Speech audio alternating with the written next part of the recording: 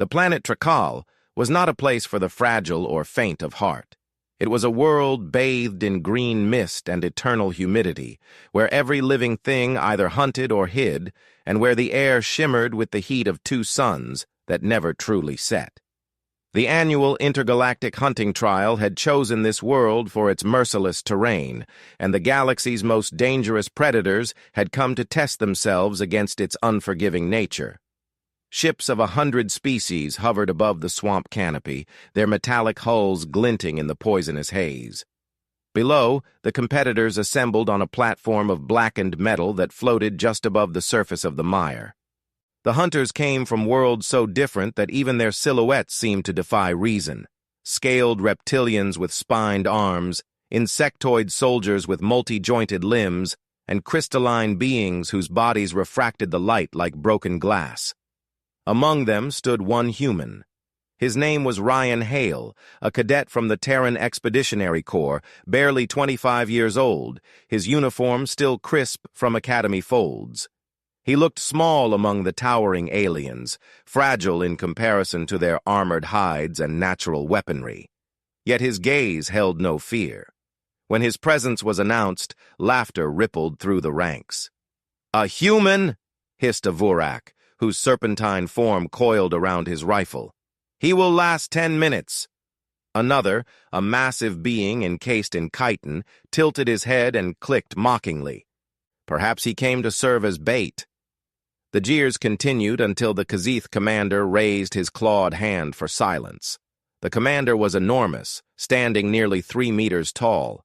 His crystalline skin shimmered in the heat, and his voice sounded like grinding stone. "Let the rules be clear," he declared. "The prey must survive 24 rotations of Trakal's twin suns. The hunters may use their native abilities but no external technology. The prey may use nothing but what the planet provides." His piercing gaze fell upon Ryan. "If the prey is captured, the hunt ends. If he survives, he earns his place among the Death World graduates." Ryan nodded once. The heat pressed down on him like a weight. His pulse steadied, not from calm, but from years of military discipline. He knew he was outmatched in strength, speed, and senses, but humanity had never survived by being the strongest. It had survived by being clever. The countdown began. The hunters' weapons hummed with energy, their claws flexing, their nostrils flaring. A deep metallic gong echoed through the clearing, and the air shimmered with tension. When the sound faded, Ryan sprinted toward the tree line without a glance back. The jungle swallowed him whole. Inside, the world changed. The air thickened with spores, and the mud sucked greedily at his boots.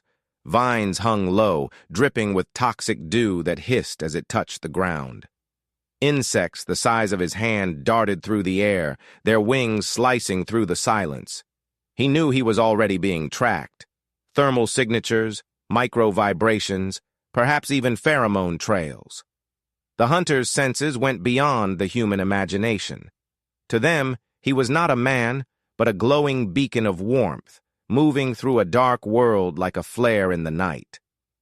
He had studied Trakal's environment on the journey here, memorizing its atmospheric composition, soil density, and water salinity. But studying and surviving were different matters. The first hour was spent putting distance between himself and the drop zone. He moved along the edges of thick roots, using them as stepping stones to avoid leaving a heat trail in the mud. Every few minutes he crouched low, listening. The jungle breathed around him, and sometimes he thought he could hear the hunters too. Soft clicks, ultrasonic pings, or the faint hum of energy as alien bodies adapted to the chase. His chest burned from the heat. Sweat poured from his skin, marking him as prey even more clearly. The humidity made his breath heavy, and the smell of decay hung in the air. He wiped his face, leaving streaks of brown across his cheeks. The mud was everywhere, cool, wet, and heavy. He didn't think much of it yet, not beyond its discomfort. At that moment, his focus was survival, movement, concealment. But somewhere in the back of his mind, a memory stirred, something from Earth, something old and primitive. He pushed the thought aside for now. There was no time to dwell on it. He reached a ridge where the marsh opened into a lake thick with algae. He crouched, peering at the water's surface. It reflected the burning sky like a mirror, but below it was darkness, a cold layer that might confuse thermal sensors. He marked it mentally as a potential hiding spot. Behind him, a sound broke through the ambient noise, a low hum, rhythmic and mechanical. The hunters were scanning. He dropped instantly to the ground, pressing his body against the wet earth. Through the canopy, he saw a faint red glow passing overhead, a drone sweeping the jungle. The air crackled faintly with energy as it emitted pulses designed to pick up heat. Ryan stayed motionless, heart hammering, feeling the mud cooling against his chest and limbs. The beam passed once, twice, then moved on. He waited several minutes before standing. His uniform was soaked, streaked with mud, leaves, and slime. He looked less like a soldier and more like the planet itself had tried to consume him. Still, he moved on. Every step was careful. Every sound he made was measured. The forest was alive with danger, but it was also his only ally. Hours passed. He found small fruits that smelled faintly of citrus and stored them in a pouch. He fashioned a crude spear from a broken root hardened by heat and carried it mostly for comfort. It would do little against the creatures that hunted him. He found strange tracks near a fallen log, deep claw marks that glowed faintly blue. Whatever left them was enormous. The realization made him quicken his pace. As dusk fell, though dusk on Trakal was more a dimming of the suns than true night, the sounds of the jungle shifted. Shrill cries echoed from the trees, and the ground began to pulse faintly, as if the planet itself had a heartbeat. Ryan stopped by a stream where bubbles rose slowly from the depths. The water was black, thick with mineral sediment. He cupped some in his hands, let it run through his fingers, and saw how the surface shimmered faintly under thermal light. It absorbed heat. The mud here, he realized, was not ordinary. It was alive with microscopic organisms that adapted to temperature changes, feeding on energy, storing it, and releasing it slowly. He crouched lower, intrigued. His mind began connecting dots he didn't fully understand yet. The mud, the minerals, the cooling sensation, it was like a shield against the heat that betrayed him. He smeared some across his forearm, and immediately the sensation changed. The burning air felt less suffocating. The skin beneath the layer cooled instantly. He watched the faint wisps of steam vanish. Something clicked in his mind. But that discovery would come later, and it would change everything. For now, the night deepened. The hunters were still out there, scanning the jungle, their sensors cutting through the darkness like blades. He could sense them closing in. He could almost feel the pulse of their technology moving through the air. Yet deep down, beneath the fear and exhaustion, something stirred. A human instinct older than technology, older than civilization itself. The will not merely to survive, but to adapt. Ryan pressed forward into the swamp, unaware that the next few hours would redefine the way the galaxy viewed humanity forever. The first fragments of night on Trakal came not as darkness, but as a change in color. The swamp shifted from emerald and gold to deep shades of violet and ash. Strange lights glowed within the canopy, shimmering like faint stars trapped between leaves. Ryan moved quietly through the muck, each step calculated, each sound weighed against the rhythm of the jungle. His body ached from exhaustion, but adrenaline kept him sharp. He knew the hunters were still searching. The sound of distant scanning pulses trembled through the air, followed by a low thrum that made the water ripple at his feet. He could almost feel the vibration in his bones. He crouched beside a gnarled root and slowed his breathing. The mud he had smeared earlier on his arms had started to dry, flaking under the movement of his muscles. But where it remained thick, his skin stayed cool. The air temperature here was unbearable, yet those covered parts no longer felt like fire. He touched the dried layer curiously, scraping it with his fingernail and noticing how the heat from his fingertip did not immediately penetrate the crust. That moment, small, fleeting, was when the idea began to take shape fully in his mind. He moved deeper into the swamp until he found a low basin filled with a black mixture of clay, water, and rotting plant matter. The surface reflected dim traces of starlight that the twin suns had left behind, yet beneath it, there was something darker, almost alive. When he stirred the mud with a stick, small bubbles rose to the top and burst silently, releasing faint streams of pale vapor. The smell was pungent, earthy, and metallic all at once.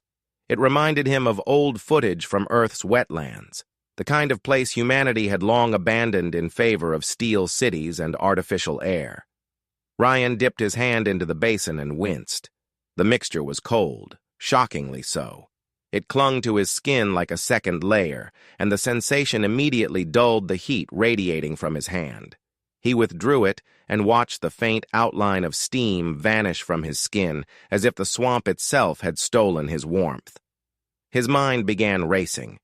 He had always been fascinated by primitive survival strategies, especially those used by early soldiers or indigenous hunters who thrived without modern tools. He remembered reading about how animals like crocodiles and boars coated themselves in mud to protect against the sun or biting insects. Some human tribes, too, had done the same, not just for camouflage, but for temperature regulation. He took a deep breath and glanced around. The forest was alive with distant movement, large shadows gliding between trees, faint clicks echoing from unseen mouths, the occasional shimmer of alien eyes reflecting phosphorescent light. Every sound pressed against his nerves. He knew the hunters could detect warmth. That much had been clear from their scanning drones. His own body heat made him glow like a torch against the cooler landscape. But what if that could change? Ryan removed his pack, setting it silently against a root, and stripped down to his undershirt. The air hit him like a wall of fire. Sweat dripped instantly from his neck and temples. Then, without hesitation, he knelt in the basin and began coating himself. The first handfuls of mud were thick and sticky, dragging across his skin in cold waves. He worked it across his chest, arms, and legs, then smeared it up his neck until only his eyes remained uncovered. The sensation was both horrifying and relieving. The smell of rot and minerals filled his nose, but the coolness sank deep into his body, slowing his heartbeat, calming his breath. The heat that had been suffocating him disappeared under the layer of sludge. When he looked down, he barely recognized himself. His body was no longer a bright silhouette, but a shape of shadow and soil. The mud absorbed the faint ambient glow, turning him into something the jungle might mistake for its own creation. He felt the transformation not as disguise, but as adaptation. The jungle was swallowing him not as prey, but as one of its own. A sharp sound broke the silence, a hiss, followed by a faint tremor in the ground. Ryan froze and slowly turned his head. Through the ferns, several crimson lights flickered, small hovering drones shaped like shards of glass. They moved in a slow grid pattern, their sensors humming softly as they emitted scanning beams across the terrain. He stayed still, barely breathing. One of the beams passed directly over him. He could feel its heat grazing the mud on his back, searching for the infrared flare of living tissue. It paused, hovering only a few meters away, its lens rotating as if confused. Then, slowly, it drifted on. He exhaled silently. His heart was hammering, but the realization settled in immediately. The mud had hidden his heat signature. The layer was dense enough to mask the warmth his body emitted, blending him perfectly into the swamp's temperature. He stayed motionless until the last drone disappeared behind the trees. Then he crouched low again, his mind fully ignited by this discovery. He spent the next hour refining the process. He experimented by pressing his bare hand briefly into the mud, then lifting it to watch how fast it cooled. He tested the thickness. Too thin and the warmth seeped through. Too thick and it cracked under movement. He learned to spread it evenly, to reapply it when it began to dry, to blend it with leaves for better adhesion. Every action was deliberate, scientific even, as if he was conducting an experiment under impossible conditions. And yet, he could not deny the primitive thrill that came with it. He was doing what humans had always done, using the world itself as a tool. The sounds of the hunters grew closer. He could hear guttural communication, clicks and growls exchanged through alien tongues. A faint shimmer of bioluminescent armor passed between the trees. The hunters were methodical, sweeping the area in formation. Ryan crouched in the shadow of a fallen trunk, his body pressed into the mud. He slowed his breathing until even his chest barely moved. Through the cracks in the bark, he saw one of the hunters, a towering figure with metallic mandibles and eyes like burning coals. The creature's skin refracted heat like a living prism, scanning the area in slow arcs. The hunter turned toward him for a moment, the beam passing within arm's reach. The sensors made no sound, no alarm. The alien stood still for a few seconds, confused, then moved on. Ryan remained perfectly still, barely daring to blink. When the last shimmer of light vanished, he allowed himself to breathe again. His entire body trembled from the tension. A surge of realization ran through him. This wasn't just a temporary advantage. This was a complete shift in the rules of the hunt. The technology of the predators depended entirely on detection through heat. By removing that, he had stepped outside their understanding of prey. He waited another half-hour before moving again. The mud had begun to stiffen, but its effect remained strong. Each step he took now was confident, calculated. He moved like a shadow through the reeds, leaving almost no trail. He noticed that animals in the swamp no longer reacted to him the same way. Their senses seemed to overlook him, as if he had become part of the terrain. He wondered if this was how primitive humans once hunted on Earth, by becoming invisible to the world they feared. The jungle stretched endlessly ahead. Strange plants rose from the water, some glowing faintly, others closing their leaves as he passed. The air buzzed with alien insects, and somewhere far away, something large bellowed deep enough to shake the canopy. Ryan paused to rest beneath a massive root arching over a pool of still water. He looked down at his reflection, or rather, the lack of it. His face was a smear of brown and shadow, his eyes glinting faintly under streaks of grime. For the first time, he felt that the line between man and environment was thinning. He whispered softly to himself, not out of fear, but acknowledgement. "If they see only heat," he murmured, "then I'll take that away." The words disappeared into the wet air like smoke. He didn't know if he spoke to himself, to the jungle, or to whatever watched from beyond the trees. What mattered was that for the first time since the trial began, he no longer felt hunted. The predators had the weapons, the strength, the technology, but he had the oldest power of all, adaptation, born of desperation. He moved on, deeper into the swamp, his body hidden and his spirit sharpened.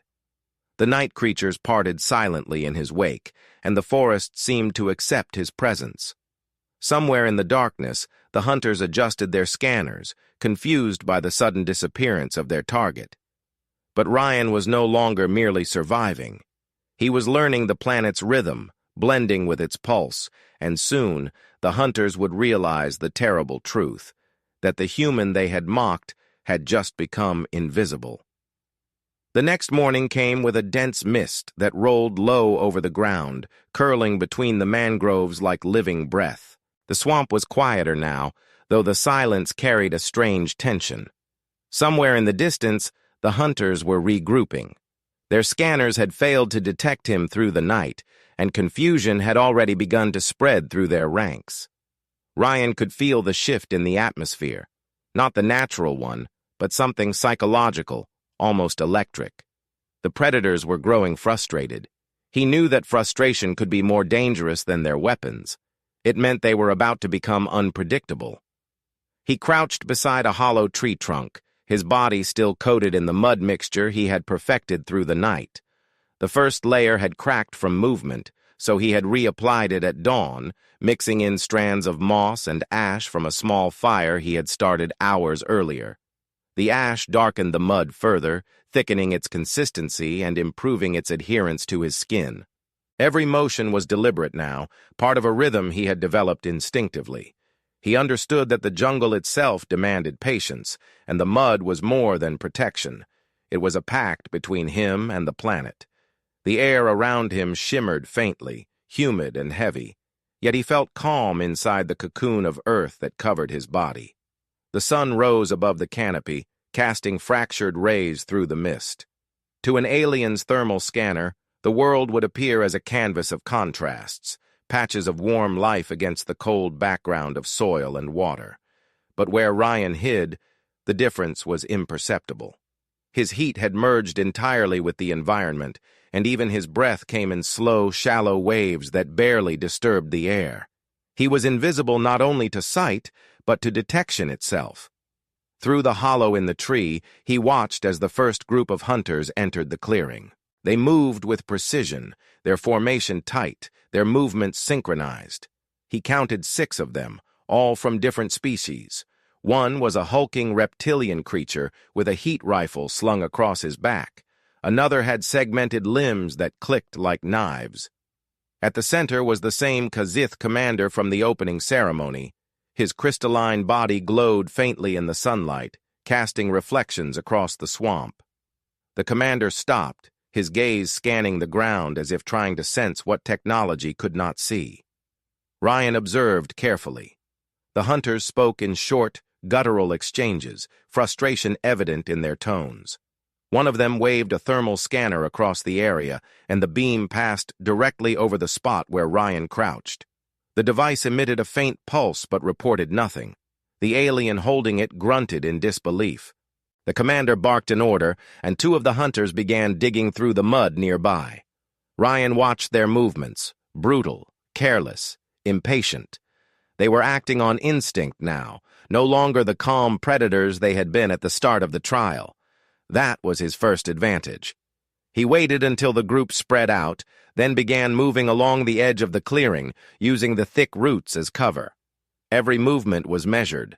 The mud around his body was cold, but it carried a faint smell of decay that masked his natural scent. He felt the ground through his hands and knees, using touch instead of sight to sense where it was safe to move. He avoided stepping on roots that might creak or disturb the swamp's surface tension.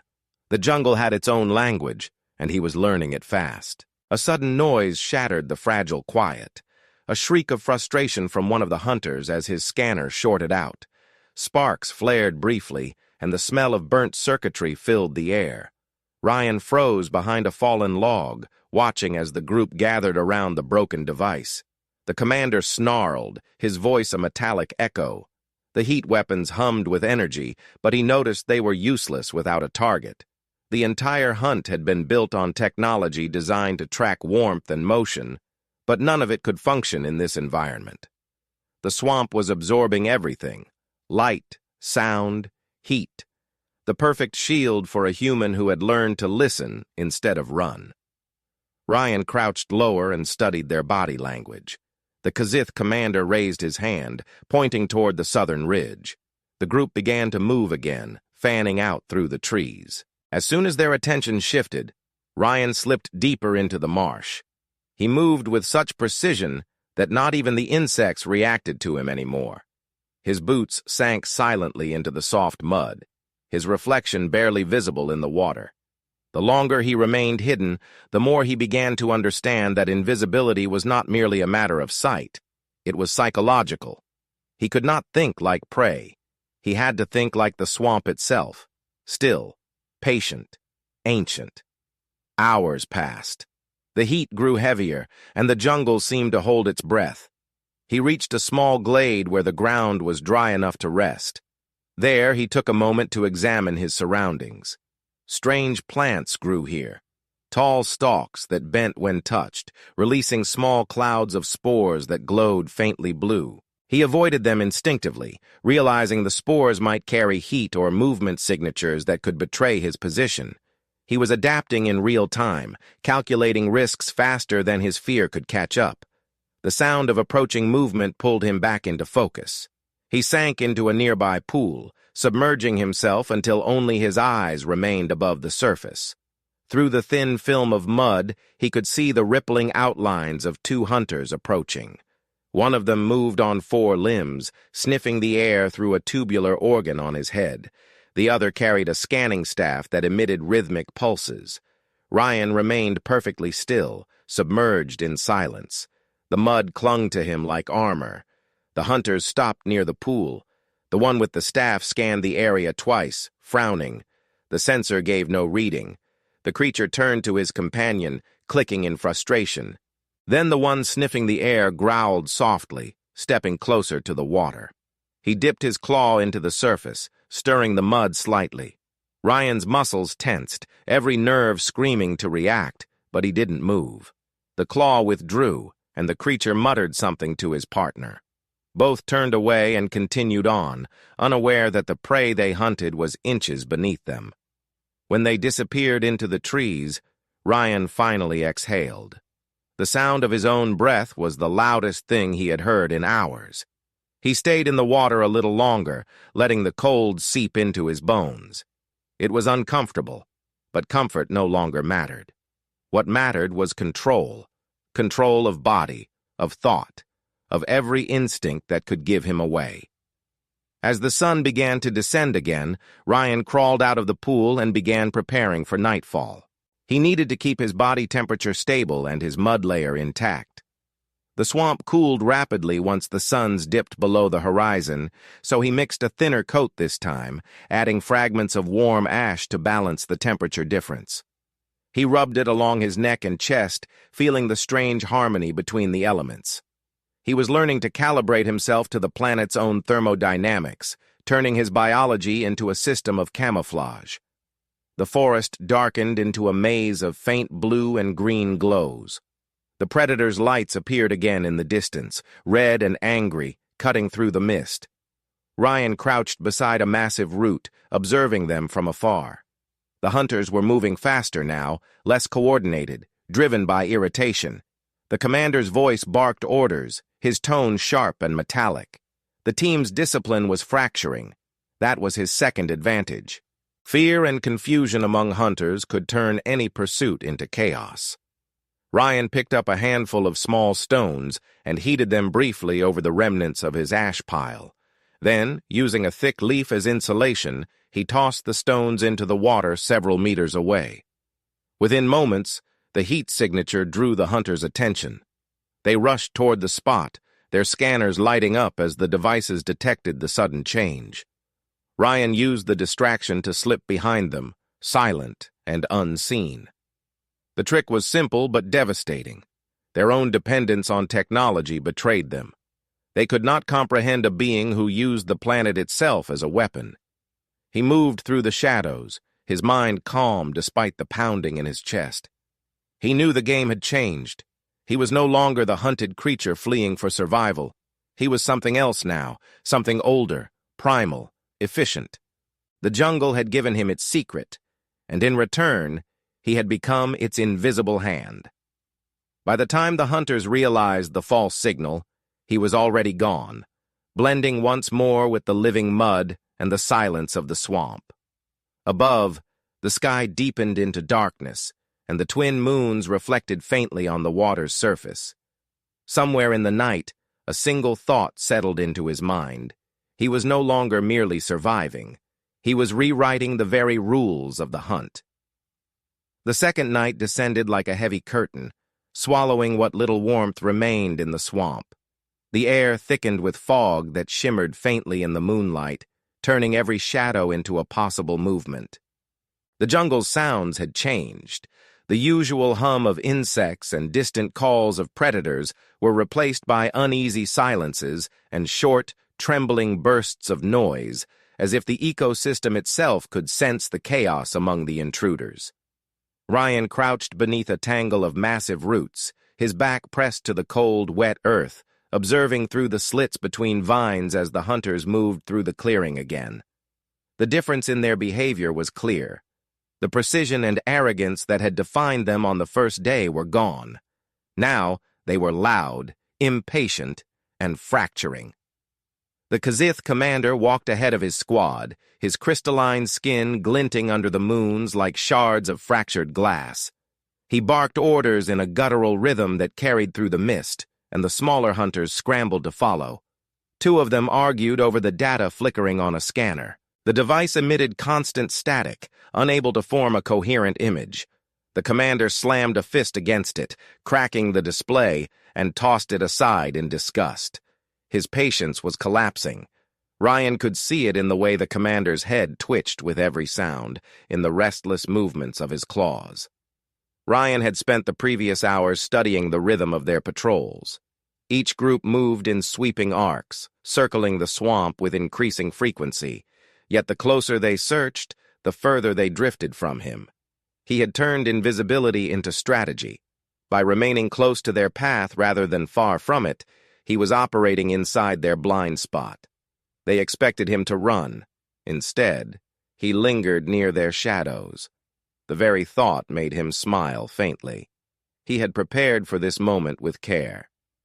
Using long vines and branches, he had constructed simple snares camouflaged with the same mud that covered his body. He had placed sharpened stakes along the edges of shallow pools and dug traps where the ground was softest. Nothing he built could kill those creatures outright. He wasn't naive, but he didn't need to kill.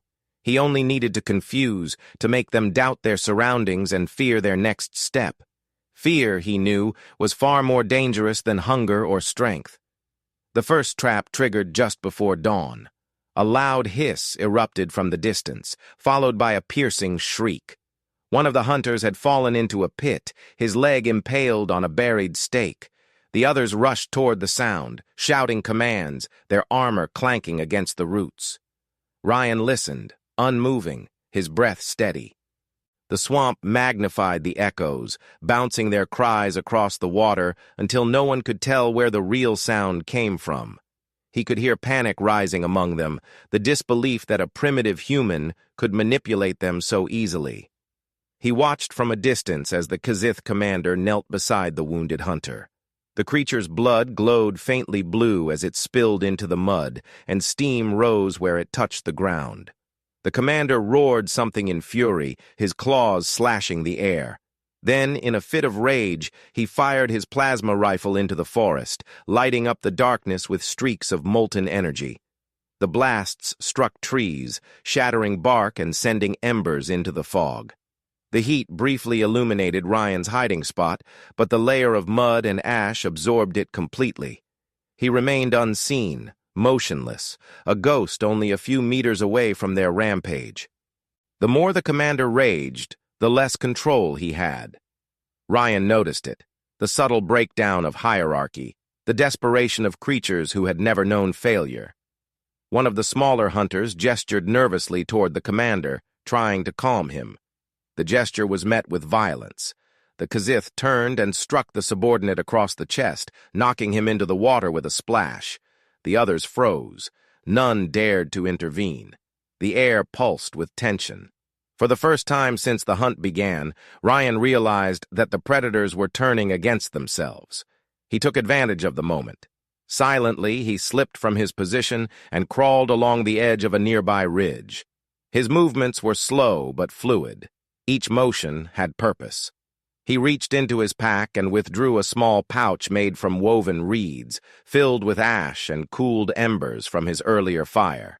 He scattered it across a section of the swamp, creating faint heat traces that spread through the mist.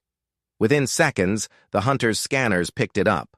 Red dots blinked across their wrist displays, showing movement all around them. Confusion erupted. The group split into smaller units, each chasing phantom signals. Ryan stayed low, watching as they disappeared one by one into the fog. The plan was working better than he expected. He was manipulating their greatest advantage, their technology, against them. The more data their scanners provided, the less they could trust it. The jungle was now filled with false readings, echoes, and reflections of their own fear. He moved to a higher point on the ridge, giving himself a view of the main clearing. From there, he could see the commander pacing, shouting commands that no one was around to hear. The swamp had consumed his voice. Ryan found a small vine-covered branch and snapped it softly, tossing it into a distant pool. The sound made the commander spin and fire another shot into the darkness. The plasma beam seared through the air and hit a fallen log, igniting it instantly. Flames danced briefly, painting the trees in red light before sputtering out in the damp air. The scent of burnt wood carried far. Within minutes, distant creatures began to move, drawn by the heat, or perhaps disturbed by it. Large shapes shifted beyond the fog, slow and heavy, their footsteps making the ground tremble. Ryan froze. He had read about Trakal's apex predators, massive, heat-sensitive beasts that hunted by vibration. The hunter's recklessness had just awakened them. The first growl came from the west, deep and resonant, followed by a splash that sent waves rippling through the marsh. The Kizith commander turned sharply, his crystalline eyes reflecting the movement. Another growl answered from the opposite side. The swamp itself seemed to come alive. Ryan pressed himself lower, realizing that the balance of the hunt was shifting yet again. He was no longer the only one hiding. The creatures emerged slowly, their forms barely visible through the mist. Massive quadrupeds covered in slick scales, with ridged spines that glowed faintly from internal heat. Their eyes were pits of molten amber. The hunters, sensing danger, formed a defensive line. The commander raised his weapon and fired a warning shot, which did nothing but anger the beasts. The first one lunged forward, crashing into the formation and sending two hunters sprawling into the mud. Screams echoed, sharp and raw. Ryan remained still, his body cold beneath the layer of clay and moss, watching chaos unfold. It was brutal and swift. The predators that had once ruled the hunt were now fighting for their survival. Plasma beams hissed through the air, striking bodies that refused to fall easily. One beast caught a hunter in its jaws and dragged him into the water, the splash followed by silence. Another slammed its tail against the ground, sending fragments of crystal armor scattering through the mist. The Kizith commander fought fiercely, his body radiating with heat from energy overloads, but every blast only attracted more attention from the swamp's monstrous inhabitants. Ryan used the confusion to retreat farther into the shadows. His mind remained clear, his instincts sharp. He could not help but feel a grim satisfaction at the sight before him. The hunters had mocked humanity's weakness, yet here they were, powerless in the face of nature. The same nature that humans had learned to respect and adapt to rather than dominate. He slipped quietly through the reeds, moving away from the battle. The sounds of combat grew fainter behind him, replaced once again by the rhythm of the swamp, the slow dripping of water, the occasional hiss of unseen creatures, the whisper of wind across the marsh. He stopped beside a shallow pool and crouched, washing his hands in the cold water. The mud cracked slightly but still held firm. His reflection stared back at him, unrecognizable, more earth than man. Above, lightning flickered through the clouds, illuminating the jungle in brief flashes. He could see the shapes of the remaining hunters retreating, their once glorious armor now dull with grime. They stumbled through the terrain they had believed they controlled, and he realized the truth in that moment. The trial was no longer about survival. It had become a lesson. He whispered under his breath, his voice low and steady. "You see heat. I see life." The words were swallowed by the swamp, but they felt eternal, as if the planet itself acknowledged them. The hunt was nearing its end, but the predators still had one more day to endure, and Ryan had already become something far beyond their understanding. The dawn that followed the night of chaos was pale and silent. The mist hung low over the water, heavy with the stench of burnt foliage and blood. Smoke rose faintly from the east, where the forest had been scorched by plasma fire. The once loud hunters were now scattered remnants, injured, exhausted, and terrified. The swamp had swallowed their pride along with their prey. Ryan moved through the wreckage quietly, his body still encased in mud, every inch of him blending with the landscape. The air carried no sound of pursuit anymore, only the faint hiss of steam escaping from broken armor. He advanced through the marsh with slow, deliberate steps.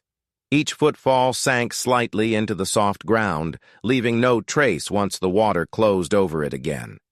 His mind was calm. The hunt that had begun as a desperate struggle for survival had transformed into something else entirely, a test of wits, patience, and respect for the living world. He had stopped thinking of himself as prey long ago.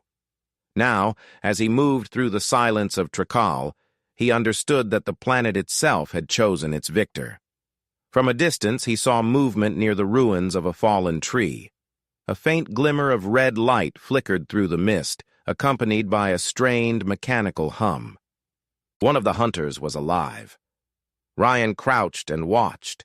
The creature, a reptilian with scales darkened by ash, was trying to repair his weapon, fumbling with broken circuitry. His breathing was erratic, his armor cracked and leaking faint streams of coolant. Every movement screamed desperation. Ryan could have walked away, but something in him refused to. He approached silently, each step masked by the damp air. The hunter sensed something and turned suddenly, raising the damaged weapon. His eyes scanned the area, his head darting from side to side, but he saw nothing, only the motionless swamp. Then a hand emerged from the fog. Before the alien could react, Ryan stepped forward and grabbed the weapon, twisting it aside. The creature struggled weakly, but the mud-coated man was faster. With a sharp movement, Ryan pushed the hunter to the ground, his knee pressing against the alien's chest. The creature hissed, baring its teeth, but the fight was already gone from his body.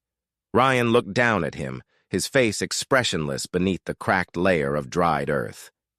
"End it," the hunter croaked, his voice trembling. Ryan said nothing. He slowly released his grip, letting the weapon fall uselessly into the mud.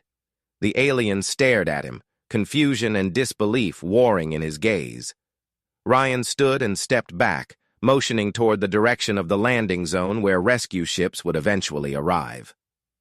"Go," he said simply.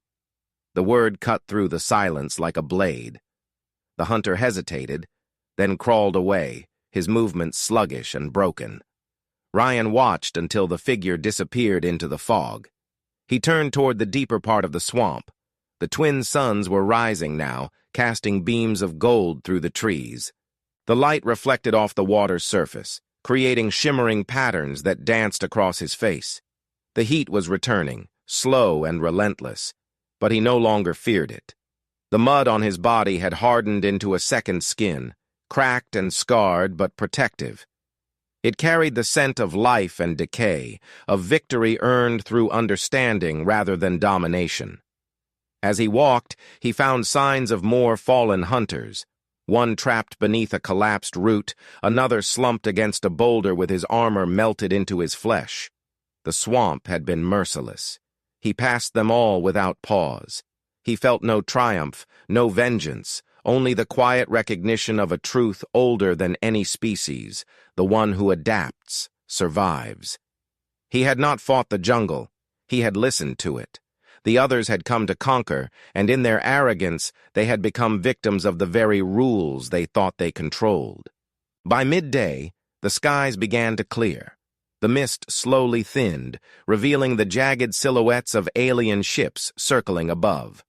A loud mechanical roar echoed through the distance. The end of the trial was near. The surviving hunters, few as they were, began transmitting distress signals. The Kazith commander was still alive, though barely. Ryan spotted him in a shallow clearing, his crystalline body fractured, his movements sluggish. The once proud leader of the hunt now knelt in the mud, one arm shattered, his weapon discarded. Ryan approached from the shadows, unseen at first. The commander's head lifted weakly as he sensed the movement. His fractured eyes reflected the rising sun as he turned toward the sound. "Show yourself," he rasped, his voice no longer filled with authority but resignation. Ryan stepped forward, emerging from the mist like a spirit summoned by the planet itself. The Kazith stared, disbelief etched into every line of his damaged face.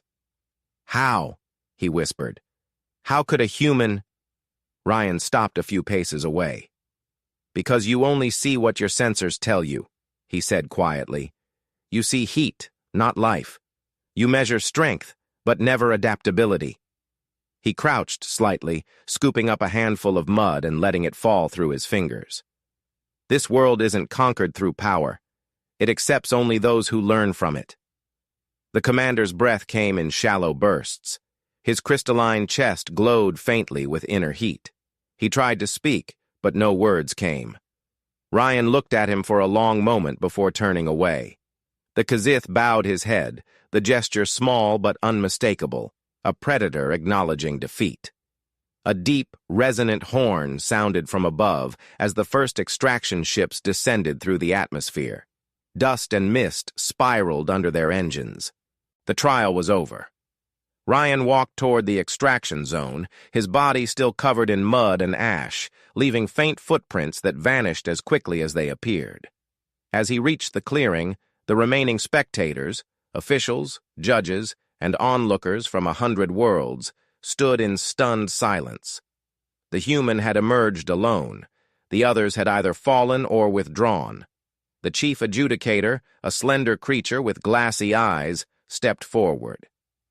"Candidate Ryan Hale," he announced, his voice shaking with disbelief. "You have survived the full duration of the trial. No human has ever done so before. How did you evade detection?" Ryan paused, looking up at the twin suns burning above the canopy.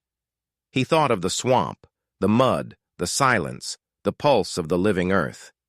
He smiled faintly. "I didn't evade it," he replied. "I became part of it." His words echoed softly across the clearing, carried by the wind that swept through the jungle. The silence that followed was heavy. Even the adjudicator found no immediate response. Then, slowly, one of the alien spectators lowered his weapon and bowed his head. Another followed, then another, until the clearing was filled with quiet gestures of acknowledgement.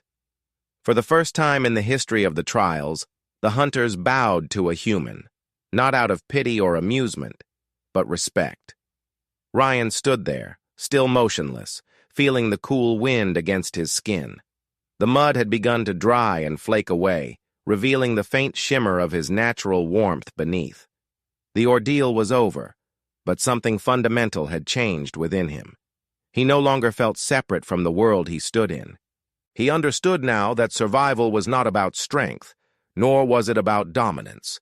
It was about understanding the rhythm of life and surrendering to it long enough to find harmony within it. As the transport ship prepared for departure, Ryan turned back one last time. The swamp stretched endlessly behind him, glimmering beneath the light of 2 suns. Somewhere within its depths, unseen creatures stirred, the silent witnesses of what had happened. He imagined the jungle whispering in its own language, acknowledging him not as an intruder, but as one of its own. When he stepped onto the ramp, the Kazith commander, bandaged and weak, raised his crystalline hand in salute. Ryan returned the gesture with a quiet nod. The engines roared, lifting him away from the ground that had nearly killed him, yet had also remade him. As the ship ascended into the atmosphere, the view of Trakal faded beneath the clouds, a vast, living organism of water, mist, and light. Ryan closed his eyes and breathed deeply, feeling the faint trace of damp earth still clinging to his skin. He knew he would never forget the lesson of the swamp. That true invisibility came not from hiding, but from belonging so completely to the world around you that even the universe itself could no longer tell where you ended and life began.